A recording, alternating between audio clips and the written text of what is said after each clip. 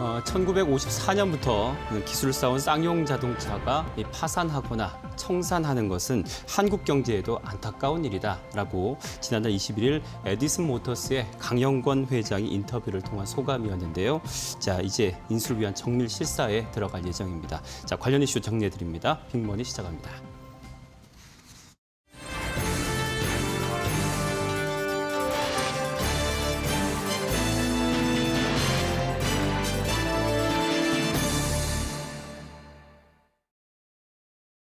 네, 쌍용차 우선 협상 대상자로 선정된 에디슨 모터스가 향후 2주간의 정밀 실사에 들어간다고 하는데요. 김종훈 기자가 시작을 좀 정리해 주시겠습니다. 네, 앞서 지난달에 이제 에디슨 모터스 컨소시엄이 기업 회생 절차 중인 쌍용 자동차의 우선 협상 대상자로 선정이 이미 완료가 됐고요. 이제 에디슨 모터스와 쌍용차가 양해각서를 체결을 했고 어제죠. 이제 3일에 서울회생 법원 허가까지 받게 되면서 인수 작업에 좀 속도가 붙게 된 모양입니다. 또 법원 허가에 따라서 에디슨 모터스는 앞으로 약 2주 동안 쌍용차에 대한 정밀 실사를 진행하게 되는데요. 그러니까 이달 중순까지 실사를 통해서 쌍용차의 구체적인 경영 상황부터 자산과 부채 등을 살피게 되는 것입니다. 어느 정도로 쌍용차 경영 상황이 좋지 않은지, 또 최근 누적된 적자가 너무 많잖아요. 때문에 진짜 적자가 얼마나 되는지, 또 이 기업을 인수해서 수익을 정말 낼 수 있는지 이런 부분을 두고 다각도로 좀 고민을 할 것으로 보입니다. 이후에 에디슨 모터스는 실사 결과를 토대로 쌍용차 인수 본계약 여부를 결정하게 되는데요. 본계약 체결 시에는 부채 상황과 구체적인 자금 조달 계획 등을 담은 회생 계획안을 작성해서 법원에 제출을 해야 되고요. 이를 제출한다고 끝나는 것이 아니고요. 채권단 동의 절차를 거쳐서 인수를 최종적으로 확정짓게 됩니다. 그러니까 지금 언론에서는 이미 품었다, 인수 확정, 이런 식으로 기사들이 나오고 있는데 쌍용차 인수를 두고 아직 넘어야 할 산들이 굉장히 많다고 보셔야 될 것 같습니다. 네, 사실 그 강영권 회장 같은 경우에 그 K본부 PD 출신으로 그 PD이기도 했다, 이런 또 이력도 좀 특이하던데, 또 이 에디슨 모터스가 또 어떤 회사인지도 그래서 또 궁금하기도 하고, 또 왜 쌍용차를 인수하려는 건지 좀 알려주시죠. 저도 사실 애청자여가지고 매주 챙겨보거든요. 네. 그래서 어느 분인지 알고 있었는데 사실은 어떤 기업을 진짜 운영하고 계신지까지는 알지 못했어요. 근데 이번에 이제 저도 알게 됐습니다. 그러니까 일반인이나 투자자들에게 크게 알려지지 않았던 기업이고요. 그런데 이번에 쌍용차 인수전에 뛰어드니까 뭐 하는 회사인지, 또 대표가 누군지, 인수가 또 현실적으로 가능한지에 대해서 굉장히 많은 관심을 갖고 계신 것 같습니다. 일단 에디슨 모터스는 전기버스 제조사이고요. 네. 2015년에 한국 화이바의 차량 사업부를 인수하면서 이제 설립이 됐고 2017년에 TGM에서 현재 사명이죠. 에디슨 모터스로 좀 변경을 했습니다. 전기버스와 전기 트럭을 생산하면서 초반에는 제품 원가가 매출보다 컸기 때문에 운영에 굉장히 어려움을 겪었다 그래요. 네. 하지만 이후에 비용 개선을 좀 이뤄내면서 2019년에 기대했던 이제 흑자 달성에 성공을 했고요. 또 지난해 얘기 들어보니까 서울시 전기버스 점유율 1위를 기록하는 등 이제 꾸준히 성장을 좀 이어온 회사입니다. 에디슨 모터스는 쌍용차를 인수해서 전기차 회사로 탈바꿈시키겠다, 이런 청사진을 갖고 있는데요. 전기 승용차와 전기 SUV 차량을 생산해서 연간 30만 대 이상 판매하겠다는 게 이제 목표입니다. 네. 또 세계 시장 진출을 확대하겠다고 했고요. 인수 후 3, 4년 내에 이제 구조조정 없이도 흑자 전환을 달성하겠다, 이렇게 약속을 했는데요. 특히 현재 쌍용차의 위기를 두고 많은 전문가들이 구조조정이 반드시 필요하다, 이렇게 네. 입을 모으고 있는데 지금 에디슨 모터스 경우에는 임직원이 경영 정상화에 적극적으로 좀 동참하고 협조한다면 별다른 구조조정을 하지 않겠다, 이렇게 약속을 좀 했기 때문에 업계에서도 주목을 좀 하고 있는 상황입니다. 에디슨 모터스의 그 성장성은 가늠할 수 있을 것 같아요. 그런데 그 기업 규모 자체가 쌍용차랑 비교하면 그래서 그런 말들을 표현했더라고요. 새우가 고래를 삼킨다, 이렇게 표현했던데 인수 성사가 될지 어떻습니까? 제가 말씀드린 것처럼 나름 이제 전기 버스 시장에서는 내실 있는 기업으로 좋은 평가를 받는 기업입니다. 하지만 지금 인수하려고 하는 쌍용차와 비교하자면 사실 기업 덩치 차이가 너무 크기 때문에 비교하기 민망할 정도로 그 정도 차이가 난다, 네. 이렇게 보시면 되겠는데요. 두 기업을 화면으로 잠시 비교하는 걸 보시겠는데 우선 작년 매출의 경우 쌍용차는 3조 원에 거의 달하는데요. 에디슨 모터스는 897억 원으로 1,000억 원을 채 넘기지 못했습니다. 네. 매출 격차만 봐도 무려 30배 이상의 체급 차이가 있는 건데요. 임직원 규모도 쌍용차는 4,600여 명인데 에디슨 모터스는 고작 180여 명으로 이것도 한 26배 정도 차이가 납니다. 때문에 말씀해 주신 대로 시장에서는 새우가 고래를 삼키려고 한다면서 에디슨 모터스가 정말 쌍용차를 이제 삼키더라도 제대로 소환은 할 수 있을지 좀 의문을 제기하고 있는 상황이고요. 네. 특히 쌍용차는 2000년대 초반부터 뭐 인수와 매각을 지속적으로 반복을 하면서 경영 상황이 지속적으로 악화가 돼 왔고요. 이번에는 기업 존립을 위해서라도 좀 꼭 제대로 된 인수자가 만나야 된다. 이런 네. 평가가 지배적인데 인수 우선 협상 대상자인 에디슨 모터스의 기업 규모가 기대했던 것보다도 너무 작기 때문에 이런 우려들이 지속 나오고 있다고 보시면 될 것 같고요. 실제 쌍용차의 부채 규모는 7천억 원 이상으로 좀 추정이 됩니다. 특히 회생 절차와 별도로 인수 즉각 갚아야 할 공익채권만 4천억 원에 달하는 것으로 알려졌는데요. 결국 경영 정상화까지는 1조 원은 기본이고 많게는 1조 5천억 원까지도 필요할 수 있다는 전망들이 나오고 있습니다. 그러니까 에디슨 모터스가 과연 이 큰 자금을 감당할 수 있겠냐 이런 지적인데요. 에디슨 모터스는 쌍용차 인수 자금을 8천억 원 정도는 자체적으로 마련을 하겠다. 하지만 나머지는 산업은행으로부터 대출을 받겠다. 이런 구상을 최근에 밝혔는데 네. 정작 사는이 이런 에디슨 모터스의 계획에 대해서 인수 관련 협의가 시작되기도 전인데 너네가 일방적으로 이렇게 대출 계획 우리가 마치 줄 것처럼 줘야 되는 것처럼 주장하는 것은 부적절하다면서 좀 불쾌감을 드러내기도 했거든요. 때문에 이번 인수가 실제로 성사될지는 조금 더 지켜봐야 될 것으로 보입니다. 쌍용차도 하루빨리 새 주인을 만나긴 만나야 되는데 현재를 놓고 봤을 때는 글쎄요. 그 쌍용차 임직원들이나 또 협력사에서 봤을 때는 이게 되려나 이런 생각도 하실 것 같고 산 넘어 산입니다. 자, 전문가들은 좀 어떻게 보고 있습니까?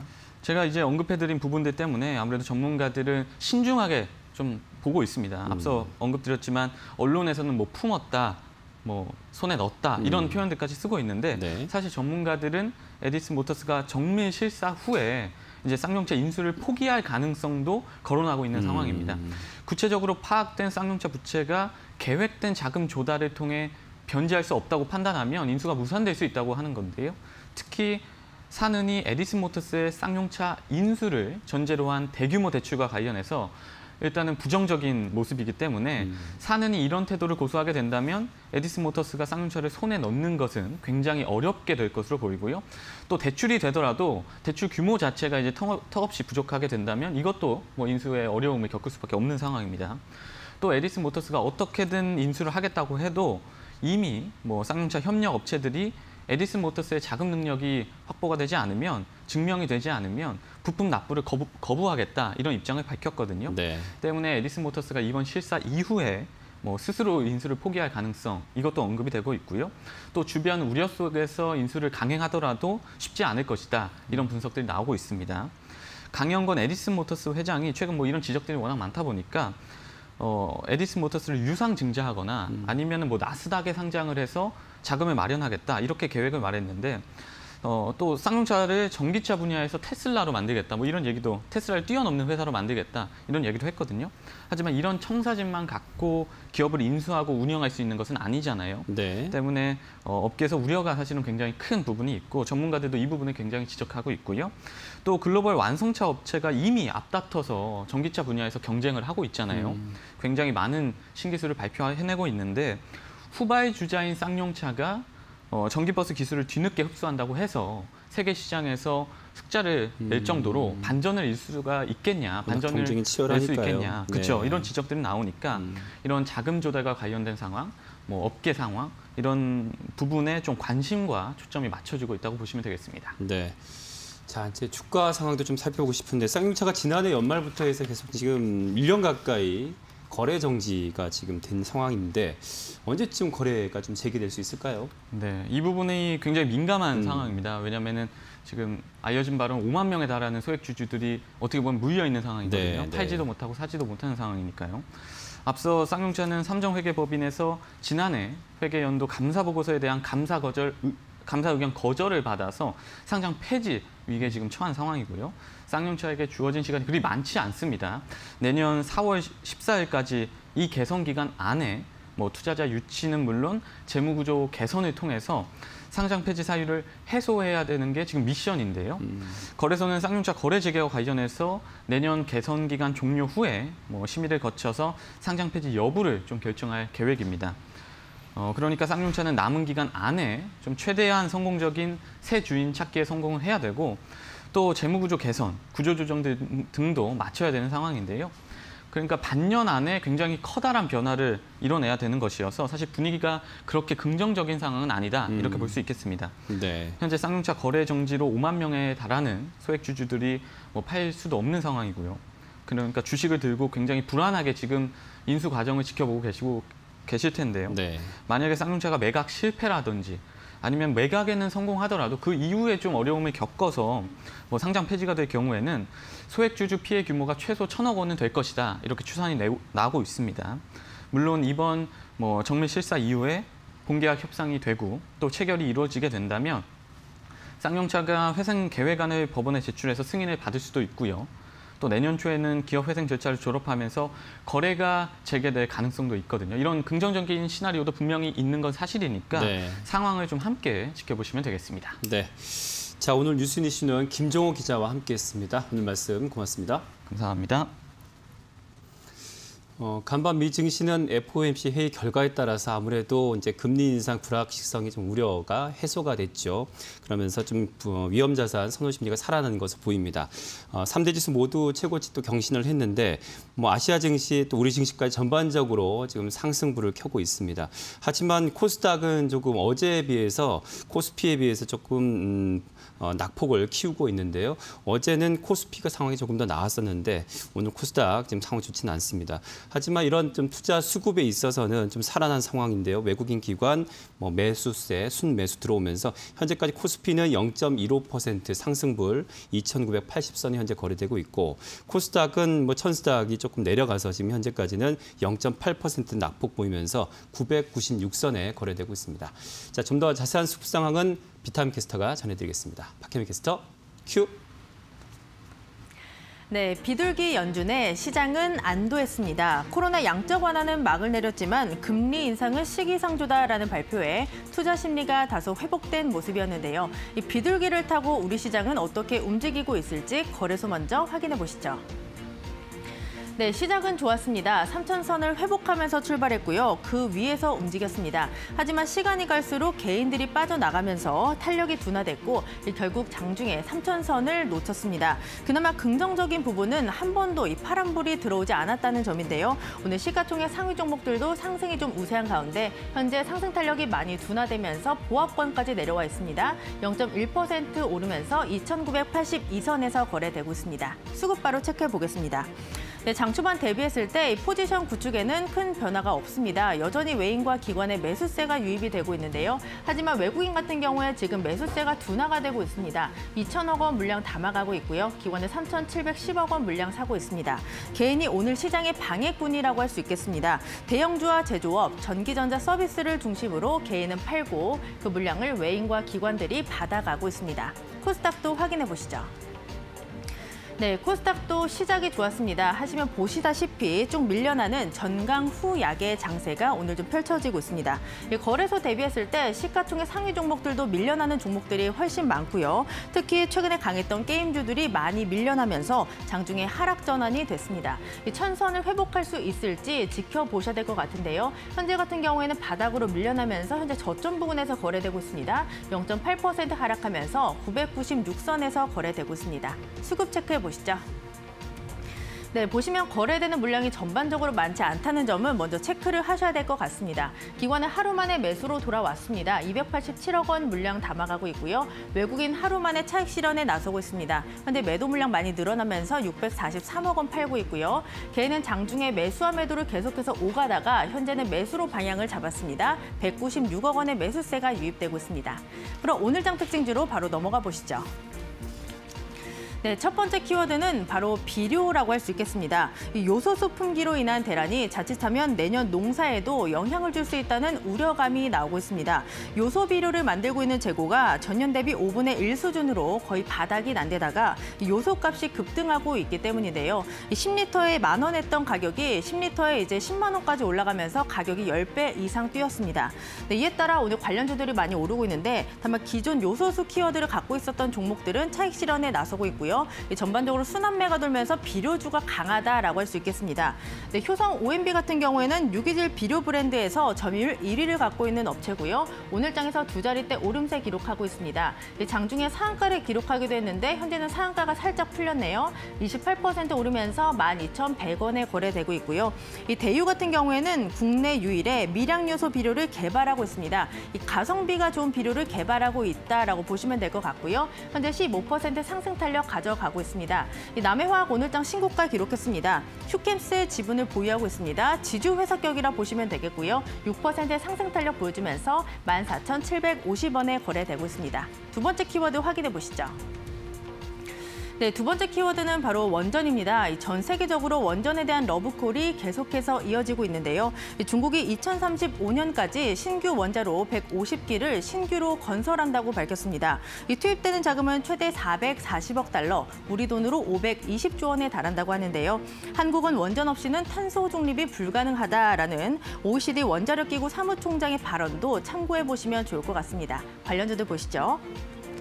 네, 오늘 전반적으로 강한 시세를 연출을 하고 있습니다. 오늘 한전기술 같은 경우에는 신고가를 기록을 했는데요. 이 원전을 위주로 세계적인 발전소 설계 업체다라고 보시면 되겠습니다. 현재 23% 강세 보여주면서 87,300원에 거래되고 있고요. 한신기계, 원전에 쓰이는 콤프레셔 원천 기술을 갖고 있는 회사입니다. 2001년에 중국의 현지 법인을 설립했다는 소식까지 들리면서 17% 강세를 보여주고 있고요. 일진파워 오늘장 다시 한번 신고가 씁니다. 25% 강세 보여주면서 21,750원에 거래되고 있습니다. 마지막 키워드 체크해 보시죠. 네, 마지막 키워드 바로 게임이라고 할 수 있겠습니다. 어제 강했던 게임주들 오늘 전반적으로 좀 밀리는 모습인데요. 이 개별 모멘텀에 따라 움직이는 종목들 체크를 해보시죠. 네, 그중에서도 생존 신고가 유일하게 들어오는 종목은 카카오게임즈라고 할 수 있겠습니다. 오딘의 인기에 3분기 역대급 실적을 기록했다고 밝혔는데요. 기관의 매수가 오늘까지 16거래일째 붙고 있지만 외국인의 강한 차익 실현이 나오고 있습니다. 장중에 상승 탄력 많이 둔화가 되면서 2.7%의 오름세만을 보여주고 있고요. 네, 오늘 보시면 NC소프트 보시면 좋을 것 같습니다. 리니지 W를 출시했지만 유저들의 실망감이 상당히 높다라는 평가가 쏟아지고 있습니다. 신장을 내놓을 때마다 부진한 모습을 보여주면서 이 반등의 트리거를 찾지 못하고 있는 모습인데요. 현재 두 자릿대 내림세 기록하면서 12%의 낙폭입니다. 57만 8천 원에 거래가 형성되고 있습니다. 네, 지금까지 시장 상황 전해드렸고요. 앵커님 불러보도록 하겠습니다. 근데 앵커 큐. 오늘 진지한 큐를 받았어요. 시장 상황이 지금 좀 양시장은 조금 다르게 흐르고 있지만 또 오늘 또 장 마감까지 늘 우리 시청자 여러분께서는 신중하고 또 면밀하게 살펴보시죠. 자, 테만 이슈 이어가도록 하겠습니다. 오늘은 위드금융의 정태근 팀장과 함께합니다. 안녕하십니까? 네, 반갑습니다. 네. 이렇게 또 갑작스레 시간을 내주셔서 2부에도 오늘 나오시죠? 네. 대타 요정이라고 유명하신 것 같아요. 자, 오늘 시장에 대한 요약을 조금 먼저 해볼까요? 네. 일단 출발은 좋았지만 장 후반으로 갈수록 마무리는 계속해서 안 좋아지고 있는 상황입니다. 일단 FOMC 결과가 나오게 되면서 좀 안도를 했고 그 영향으로 인해서 코스피 코스닥 양시장 모두 이제 상승 출발을 했지만 개장하고 난 이후에는 서두에 말씀드린 대로 전반적으로 흐름이 현재 역행을 하고 있는 부분들이 좀 나타나고 있습니다. 일단은 그 최근에 잘 아시겠지만은 NFT라든지 메타버스에 관련해서 강세를 보였었던 모바일 게임 섹터 중심이었던 약세가 전개가 되게 되면서 시장이 전반적으로 또 이 영향으로 해서 시장이 전반적으로 투심이 약해지고 이 투심이 좀 약해지다 보니까 아무래도 이 하락 종목 수가 급격하게 증가를 했습니다. 제가 아침에 개장해 봤을 때는 코스닥 기준으로 상승 종목 수가 1000종목이 넘었거든요. 그러니까요. 근데 지금은 하락 종목 수가 좀 당황스럽게도 1000종목이 다시 하락 종목 1100종목이 넘어가고 있습니다. 네, 그렇기 때문에 완전 반전이 돼버렸는데 네. 일단은 저 개인적으로는 일단 코스닥 쪽 같은 경우에는 어쨌든 기존에 강세를 보였던 모바일 게임 중심의 NFT가 약세를 보이게 되면서 투심이 약해진 것 같고요. 네. 그리고 코스피 쪽 같은 경우에는 어쨌든 뭐 불확실성이 있는 것 같습니다. 그 불확실성이 인플레이션도 될 수가 있을 거고요. 그리고 이제 공급난 문제, 부품 공급난에 대한 문제는 해결되지 않은 것 같습니다. 네. 그래서 이런 부분들이 계속해서 어쨌든 증시에 악재로 작용이 될 수밖에 없다는 그런 심리가 전반적으로 많이 반영이 되는 것 같습니다. 일단은 뭐 포드라든지 그리고 테슬라 같은 경우에는 뭐 실적이 잘 나오고 있는데 그 반면에 그 기업들 대비해서 국내 기업들 같은 경우는 이 부품 공급난에 대한 문제를 깔끔하게 해소를 하지 못하고 있는 것 같습니다. 그러다 보니까 대형주 단기적인 반등은 나오고 있긴 하지만 그럼에도 불구하고 이 지속성은 계속 떨어진다 좀 볼 수밖에 없을 것 같고요. 그러다 보니까 코스피 같은 경우는 여전히 3,000포인트 중심이었던 횡보 장세. 그러니까 V자 반등을 기대하신 분들 상당히 아쉽겠지만 V자가 아닌 L자형 회복세가 지금 시작이 될 것 같고요. 아마 지수가 3,000포인트, 3,100포인트 다시 전고점으로 가기 위해서는 시간이 좀 많이 필요할 것 같다는 말씀드려야 될 것 같고요. 그리고 또 결정적으로 또 변수가 된 부분들, 환율도 마찬가지로 악재로 네. 좀 작용이 되는 것 같습니다. 개장할 때는 하락 출발했지만 개장하고 난 이후에 환율이 좀 상승을 하게 되면서 일단은 뭐 대외 변수에 환율이 상승하고 있다라는 건 어쨌든 대외 변수에 신경을 쓰고 있다라고 좀 볼 수밖에 없을 것 같습니다. 그래서 여러 가지 뭐 좀 핑계를 찾자면은 뭐 이런 연유들이 좀 있는 것 같습니다. 근데 솔직히 말씀드리면은 시장에 명확하게 이게 악재다라고 꼬집을 수 있을 만한 부분들은 아마 좀 찾기가 쉽지 않은 그런 장세다라고 말씀드려야 될 것 같습니다. 네. 뭐 늘 그래왔지만 시장은 그야말로 예측을 네. 하지만 예측이라는 게 그야말로 예측이잖아요. 그래서 늘 어떤 결과치를 가지고 이렇지 않을까라고 이렇게 분석할 수밖에 없는 게 이게 현실인데 어쨌든 FOMC 네. 회의 결과 이후 투자자들의 심리는 뭐 지금 지수의 어떤 그 큰 상승은 아니겠지만 네. 그래도 하방은 그래도 더 이상은 생기지 않지 않겠는가 그런 네. 안도의 좀 심리들이 좀 반영되지 않았을까요? 네. 맞습니다. 일단은 하락 가능성은 저도 마찬가지로 떨어진다고 생각을 하고 있습니다. 근데 중요한 건 상승으로 가야 되는데 소위 말씀드리면 상승으로 가기 위한 어떤 호재라 될까요? 그러니까 최근에 10월 달까지 시장이 빠질 때 분명히 악재는 있었습니다. 그런데 그러면 이 악재를 뒤집을 만한 호재가 분명히 있어야 되겠죠. 그런데 분명한 건 호재가 부재하다라는 겁니다. 시장을 상승적으로 이끌 만한 모멘텀이 부재하다라는 거죠. 그러다 보니까 어쨌든 악재가 해소가 되게 되면서 바닥은 잡히고 있지만 결국 중요한 건 바닥을 잡고 난 이후에 말씀하신 것처럼 시장이 턴하게 이런 어떤 핑계거리라든지 어떤 이유가 있어야 되는데 그런 부분이 상당히 좀 많이 좀 부족한 것 같습니다. 그래서 최근에 환율이 하락을 하게 되면서 조금 기대감은 있었지만 어쨌든 뭐 중국발 전력난이란지 부품 공급난이란지 그리고 이제 어쨌든 인내심을 가지고 재료금리를 유지를 하겠다. 어쨌든 인플레이션 지켜보겠다는 얘기거든요. 네. 그렇기 때문에 일단은 어찌 보면은 뭐 재료금리가 유지가 된다는 부분들을 보게 된다면 좋은 건 맞지만 그럼에도 불구하고 이 말을 또 뒤집어 보게 된다면 인내심. 그러니까 인플레이션이 현재 상승하고 있지만 이 부분을 좀 지켜보겠다. 상승하고 있지만은 일단 인내심을 가지고 유지를 하겠다. 근데 또 이제 변수가 생기게 되면은 정책이 바뀔 수 있다라고도 해석을 할 수가 있거든요. 왜냐하면은 이전에 그 소비자 물가 지수라든지 생산자 물가지가 상승을 하게 되면서 파월이 좀 하지 않았으면 했던 그런 발언이 지금의 이 현상이 당황스럽다는 표현을 한 적이 있습니다. 그래서 그 말 한마디에 외환 변동성이 상당히 컸던 경험이 있는데 그래서 그런 과거 경험치를 보게 된다라면은 지금의 인내심을 가지고 지켜보겠다고 공언을 했지만 이 인플레이션이 계속 지속이 되게 된다라면은 거기에 대한 불안감은 여전히 상존하고 있다라고 시장에서 해석을 하는 것 같고 뭐 저도 그렇게 동의를 하고 있는 상황입니다. 결국 시장이 좀 살아나기 위한 어떤 우리가 기대하는 바를 가려면 경기 자체가 살아나야 되는데 파월도 보기에 고용 지표도 그렇고 네네. 경기가 부진하겠구나라는 생각을 하고 있다라는 거죠. 그런 측면에서 우리 지금 홍남기 부총리께서는 MSCI 이제 선진국지수 다시 한번 재시도를 해보겠다라고 하시는데 뭐 쉽지 않은 일이긴 하지만 어떻게 보시는지요? 그 얘기 조금 할까요? 근데 지금 추진을 하고 있지만은 결국 MSCI 지수 편입이 안 되고 있는 건 제가 세부적으로는 말씀드리기 좀 힘들지만은 어쨌든 이 규제라든지 여건이라든지 이런 부분들에 대해서 조금 상당히 좀 불만족스러운 부분들이 좀 많습니다. 그래서 방문할 때마다 그 부분에 대해서 계속 꼬집고 거기다 어떤 개선에 대한 요구를 했었지만은 지금 그런 부분들이 안 되고 있는 상황입니다. 그래서 일단 홍남기 부총리가 MSCI 지수 편입에 시도를 한다라는 것 자체는 어찌 보면 주식시장 그리고 우리나라를 바라보는 외국인 투자자의 어떤 시선은 돌릴 수 있을 만한 모멘텀은 맞지만 결국 중요한 건 이게 확정이 돼야 되거든요. 근데 그 확정이 되기 위해서는 서두에 말씀을 드린 대로 좀 전에 말씀드렸던 규제라든지 여건이라든지 이런 부분들이 외국인 투자자들 생각하기에 아직 열려 있다라고 생각하지 않기 때문에 제가 봤을 때는 아직까지는 좀 힘들지 않을까? 뭐 그런 좀 생각이 듭니다. 네. 일단 뭐 큰 틀에서는 올해 일단 우리 시장은 뭐 계속 얘기했던 뭐 변동성이 심한 종목별 장세로 계속 갈 것이다 보니 오늘은 또 이제 원전 관련한 것들 그 섹터들이 굉장히 힘을 받고 있는데요. 계속해서 오늘 시장 뜨거운 테마주로 이야기 좀 나눠보도록 하겠습니다.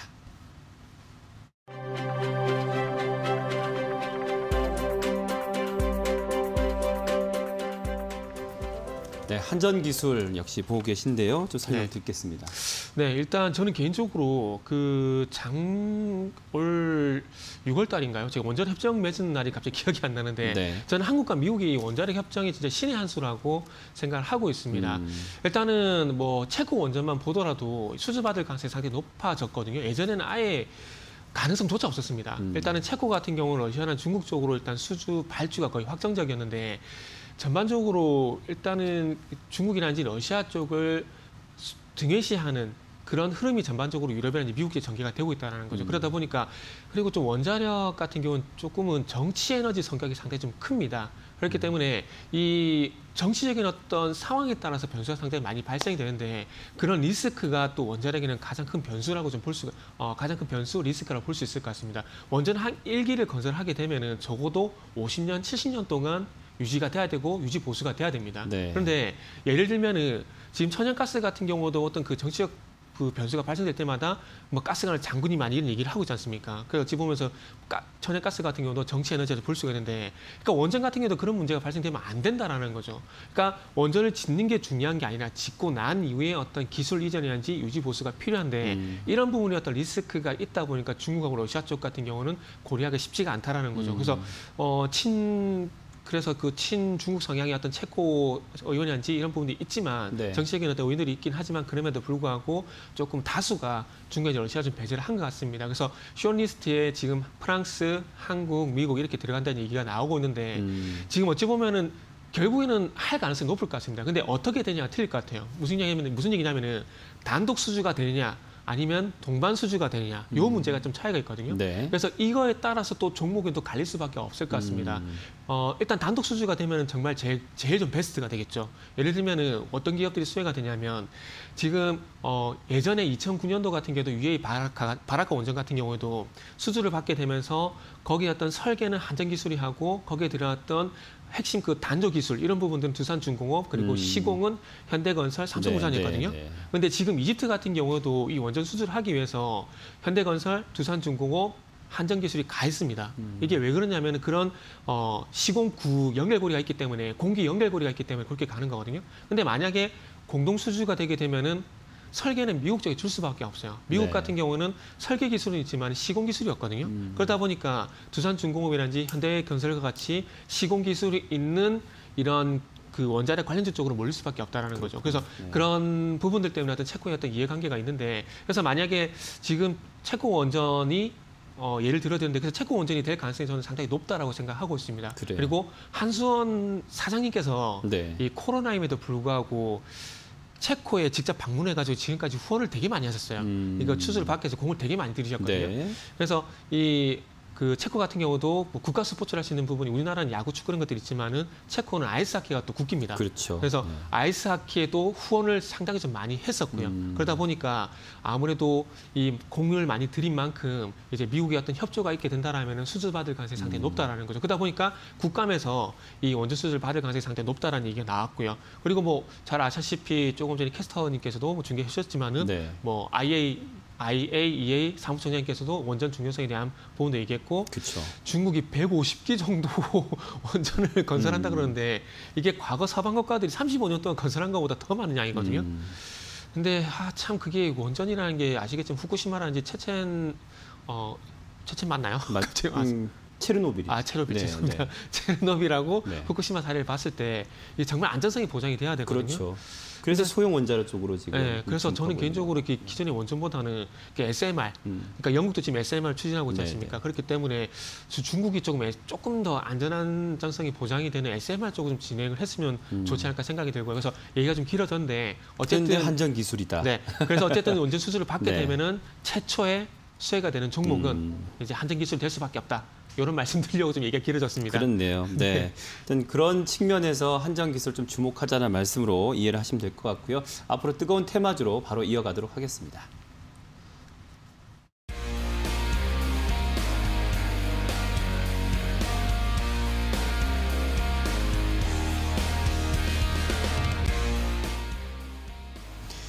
네, NFT 메타버스 관련 업종을 보고 계신데요. 계속 이렇게 질주할 수 있을 것인가 좀 의문점이 있어요. 선정이 좀 들어보겠습니다. 계속해서 트렌드로 갈 것 같습니다. 시대적인 조류가 될 수밖에 없다라고 좀 봐야 될 것 같습니다. 일단은 그 코로나로 인해서 오프라인에서 온라인으로 어떤 전환이 상당히 가파르게 진행이 되고 있습니다. 그러다 보니 그렇게 진행된 상황들 속에서 이제 온라인 쪽으로 사업이 전개가 되다 보니까 그 속에서 파생될 수 있는 결국에는 이게 돈입니다. 돈이 될 수 있는 사업이 네. 전개가 되기 때문에 그쪽으로 가는데 일단 NFT 그리고 이외에는 전 개인적으로 디파이 현재 골드만삭스가 적극적으로 밀고 있는 디파이까지 진행이 될 거라고 생각을 하고 있는데 뭐 NFT 설명 많이 들어보셨을 거예요. 대체 불가능 토큰 이 있는데 네. 저 개인적으로 쉽게 좀 설명을 좀 말씀드리자면은 저도 개인적으로 주민등록번호가 있고 앵커님도 주민등록번호가 있거든요. 그런데 이거는 다른 사람이 대체가 안 됩니다. 그러니까 이렇게 생각하시면 돼요. 그러니까 디지털 자산에 대해서 그러니까 게임 아이템이라고 들게요. 이 게임 아이템에 고유 번호를 부여를 하는 게 대체 불가능 토큰이라고 보시면 될 것 같아요. 그리고 이 대체 불가능 토큰에 블록체인이라는 보안 기술을 적용시켜서 이제 디지털 자산을 진짜 말 그대로 오프라인에 있는 화폐 가치가 있는 자산으로 인정을 해준다라는 거죠. 그래서 이런 부분이 다 게임주들이 스타트를 끊었고 또 오늘 같은 경우도 하이브가 또 NFT 사업에 대한 얘기가 좀 나왔는데 저는 뭐 엔터사들이 하이브뿐만 아니라 이제 YG 엔터, SM, JYP 저는 계속 갈 거라고 생각을 하고 있습니다. 왜 그렇게 생각하냐면은 그 예를 들면은 최근에 오징어 게임 상에서 선풍기 인기였지 않습니까? 네. 그런데 중국에서 오징어 게임이 방영이 되지 않았음에도 불구하고 오징어 게임 그 굿즈나 될까요? 이런 상품들이 되게 많이 나왔거든요. 네. 근데 그걸 뺏기지면 안 되지 않습니까? 이게 그렇죠. 우리 자산이잖아요. 이거. 네, 우리 네. 자산인데. 근데 이제 그게 디지털 자산이 되고 NFT식으로 가게 되면은 그런 일이 이제 없어진다라는 거죠. 그러니까 우리가 소위 알고 있는 지적재산권이란지 특허권 이런 부분들이 이제 디지털 자산 그러니까 NFT를 해서 보장이 된다라는 거죠. 그렇기 때문에 이제 앞으로 뭐 그 하이브 같은 경우는 유버스 플랫폼을 통해서 팬들과 만날 거고 그리고 이 온라인을 통해서 이 NFT가 적용이 된 굿즈를 이제 판매를 시작할 건데 그 굿즈에 대해서 또 소위 말하는 짝퉁이 나면 안 되거든요. 그러다 보니까 이제 NFT 적용한 이제 디지털상 굿즈, 이제 고유번의 굿즈를 이제 판매를 시작할 거고 거기에 어떤 지적 재산권이라는 부분들이 이제 거래가 될 건데 아마 그런 부분들이 이제 BTS가 스타트를 끊었고요. 그래서 네. 앞으로 이제 SM이란지 YG엔터란지 이쪽으로 넘어갈 건데 그렇기 때문에 앞으로 계속해서 뭐 NFT 이슈는 발생될 수밖에 없다 생각이 들고 내년이 되게 되면 또 디파이에 대한 주목을 좀 하지 않을까 생각이 듭니다. 디파이는 뭐 탈중앙화 금융, 뭐 문자 그대로 말씀드렸거든요. 네. 근데 이게 무슨 얘기냐면은 우리가 삼성페이란지 카카오페이를 이용하게 되면은 신용대 신용간 거래긴 하지만 그럼에도 불구하고 중간에 금융기관을 거치게 되지 않습니까? 네. 근데 앞으로는 이게 없어지는 거예요. 그러니까 말 그대로 신용대 신용간이 거래가 진행되는 거고 화폐간이 온라인상이 진행이 되는 거죠. 근데 중요한 건 이렇게 되기 위해서는 금융기관이 빠지게 되면은 이게 우리가 물물교환하는 걸 하는 게 아니기 때문에 그렇죠. 결제 플랫폼이 필요하거든요. 네, 네. 근데 최근에 우리가 알고 있는 이더리움이라는 이더 가격이 올라가고 있는데 이게 이더리움이라는 플랫폼이 이더라는 가상자산을 만든 거고 이 이더리움은 이런 그 결제 플랫폼을 이용할 수 있는 말 그대로 플랫폼이더라고요. 그래서 이런 플랫폼을 이용할 수 있다 보니까 골드만삭스가 지금 이더리움을 상당히 많이 밀고 있더라고요. 그래서 지금 이더리움 가격이 계속 급등할 것이다, 계속 상승할 것이다 보고서가 나오고 있는데 아마 이런 부분에서 먼저 골드만삭스가 제가 봤을 때는 선점하기 위한 어떤 작업이지 않나 뭐 그런 생각을 하고 있습니다. 그래서 앞으로 이 NFT 같은 경우는 계속해서 이제 온라인상에서 디지털 자산을 보호하기 어떤 보호 장치로서 계속 부각이 될 수밖에 없고 그와 함께 블록체인, NFT 계속할 수밖에 없고요. 그리고 우리가 잘 알고 있는 메타버스 같은 경우도 어쨌든 그 메타버스 공간 안에서 뭐 굿즈 상품이란지 지금 뭐 편의점 같은 경우도 메타버스 입점이 돼 있지 않습니까? 네, 네. 근데 그 입점이 돼 있는 만약에 그 상품에 대한 코드 번호, 지원 번호가 있다. 근데 그게 또 유출이 되면 안 되지 않습니까? 그렇기 때문에 거기에 대해서도 이제 NFT를 적용하게 된다라면은 앞으로 NFT가 적용이 될 만한, 그러니까 디지털 세계 내에서 NFT가 적용될 만한 어떤 활용처는 되게 많다라는 거죠. 그렇기 때문에 어떤 트렌드 성격상 앞으로는 이 NFT, 블록체인, 그리고 더 나아가서 디파이, 그러니까 다나리 지금 플렉스페이를 통해서 디파이와 비슷한 어떤 결제 플랫폼을 만들고 있는 상황이거든요. 네네. 그래서 그런 측면에서 봤을 때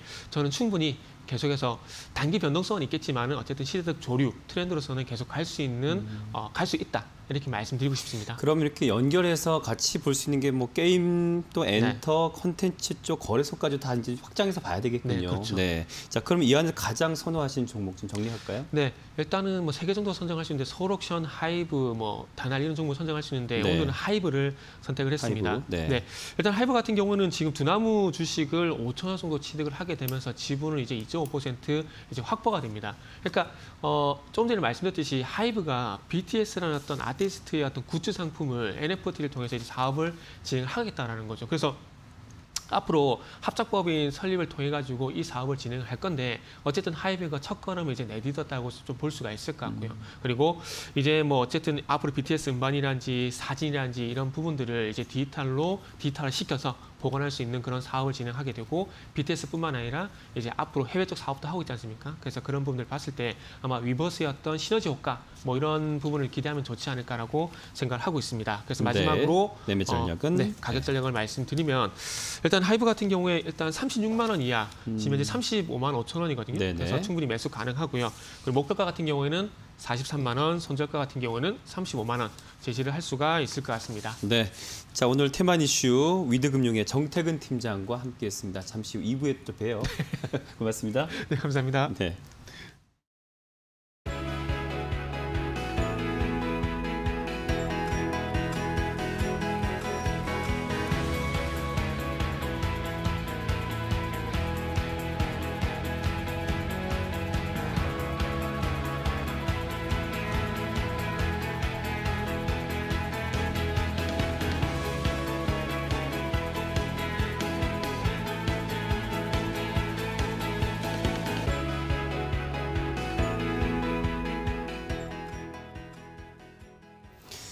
네, 오늘 시장에서 또 하락하거나 급락한 종목 왜 그런지 분석해보는 경상도시 코너명 와이라노 함께 하시겠습니다. 자, 오늘 함께 하실 분은 메리츠증권 강남금융센터의 정영훈 과장과 함께합니다. 안녕하십니까? 네, 안녕하세요. 자, 오늘 와이라노 종목들 어떤 종목들로 좀 정리가 됐을까요? 화면으로 만나보시죠.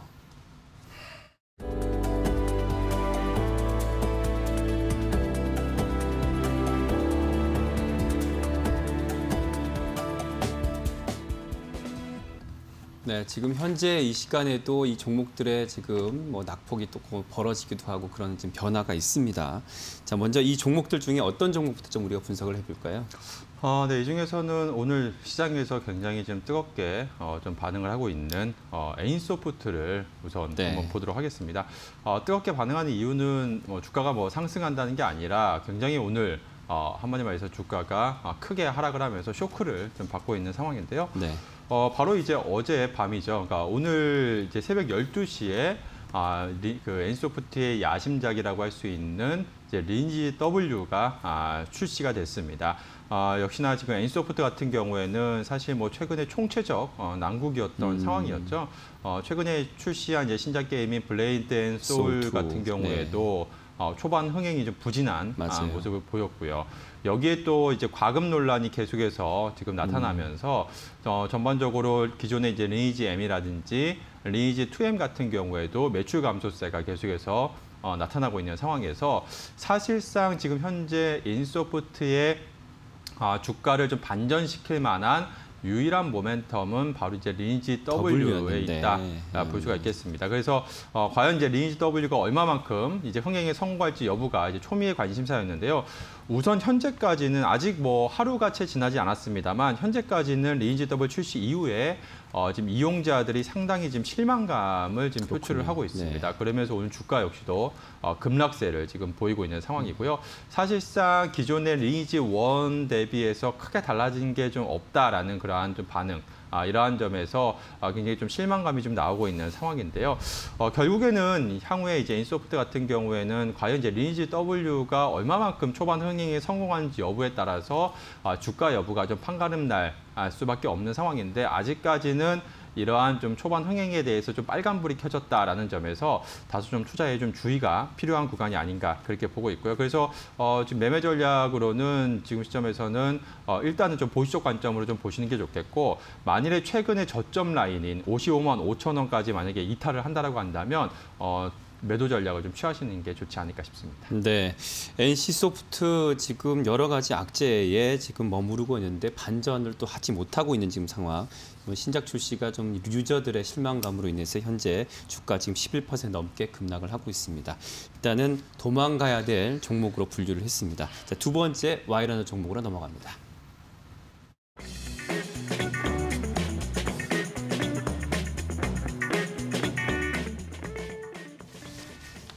네.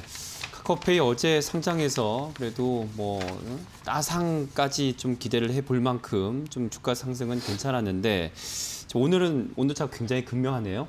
네. 네, 우선 뭐 카카오페이 같은 경우에는 굉장히 어제 시장에 이제 뜨거운 관심을 받으면서 상장을 했는데 일단 상장 초반에는 굉장히 좋았습니다. 네. 아시다시피 카카오페이 같은 경우에는 이제 공모가 밴드 상단이 이제 9만 원이었는데요. 네. 공모가 밴드 상단에 이제 그 IPO를 해서 지금 어제 주가가 23만 원까지 상승을 했으니까 맞아요. 장중에 사실상 이제 공모가 대비해서 2배가 넘는 네. 주가가 상승을 했었다라고 볼 수가 있겠습니다. 그래서 소위 말하는 이제 따상까지는 기록하지는 못했습니다만 네. 여전히 현재 주가 수준도 이제 공모가 대비해서 한 2배 정도 이상 주가가 상승한 수준이다라고 네. 볼 수가 있겠습니다. 그렇기 때문에 지금 시점에서는 이제 다소 좀 주가 변동성이 확대될 수 있다는 점에 좀 대비를 해야 되지 않을까 싶고요. 오늘도 주가가 그래서 한 10% 정도 지금 하락을 하고 있습니다. 네. 그만큼 지금 주가의 이제 변동성이 좀 확대가 되고 있는 구간이다. 라고 볼 수가 있겠는데요. 우선 카카오페이 같은 경우에는 일단은 시장에서 굉장히 좀 긍정적으로 바라보는 시각이 많이 있습니다. 지금 이제 카카오페이에 대한 이러한 지금 온라인 플랫폼, 핀테크 플랫폼에 대한 그러한 장기적인 이제 성장성에 대해서 시장에서는 상당히 지금 프리미엄을 좀 부여하고 있는 상황인데요. 여기에 더불어서 뭐 카카오페이 증권이라든지 보험 라이센스를 이제 직접 취득하는 전략을 향후에 좀 취할 것으로 보여지고 있고, 그로 인해서 이러한 좀 핀테크 기업들에 지금 제기되고 있는 중장기 이러한 규제 리스크 같은 경우에도 다소 좀 완화가 될 것으로 좀 기대가 되고 있습니다. 즉 이제 상대적으로 뭐 카카오뱅크, 그러니까 같은 이제 계열 회사인 카카오뱅크 대비해서는 이러한 지금 금융 핀테크 관련한 그러한 규제 리스크에서는 다소 카카오페이가 그래도 좀 더 자유로울 수 있다는 점이 카카오뱅크 대비해서는 좀 강점 요인이 아닌가 그렇게 보고 있고요. 그로 인해서 어저께도 주가 흐름을 보시면 카카오 그룹주 내에서도 카카오페이는 상승하고 그렇죠. 카카오뱅크는 하락하는 모습이 맞습니다. 보였는데 아무래도 이러한 투자자들의 그러한 시각이 반영이 된 것이 아닌가 싶습니다.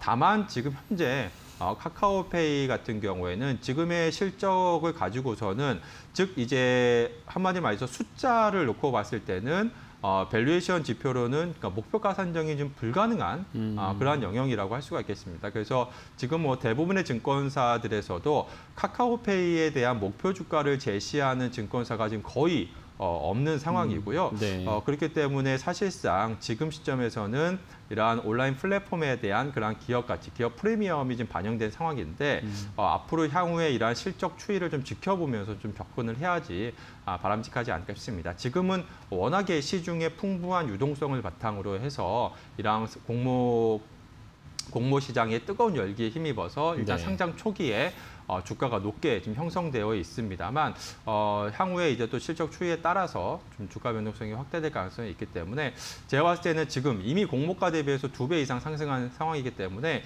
지금 시점에서 공격적으로 매수 관점으로 접근하기보다는 조금 한 발짝 물러서 있는 상황에서 향후 좀 천천히 좀 향후에 이제 추이를 좀 지켜보면서 투자 접근하는 게 좋지 않을까 그렇게 의견을 드리고 싶고요. 마지막으로 지금 카카오페이 같은 경우에는 지금 한 17만 3,500원 정도 수준인데 네. 만약에 17만 원 정도 보유하고 있는 입장이시라면 17만 원이 만약에 이탈을 한다라고 한다면 지금 단기간으로 좀 매도 전략을 좀 취하시는 게 좋지 않을까 싶습니다. 네. 자, 현재 10% 넘게 지금 빠지고 있습니다. 어제와는 분명히 다른 흐름인데요. 뭔가 좀 이렇게 이 주가 산정하기가 조금 애매하다고 보여지는 부분이 있어요. 그래서 좀 더 신중하게 지켜보셔야 되겠습니다. 보수적인 접근 얘기하시면서 일단은 도망가야 될 종목으로 분류했습니다. 자, 세 번째 와르는 종목 넘어갑니다.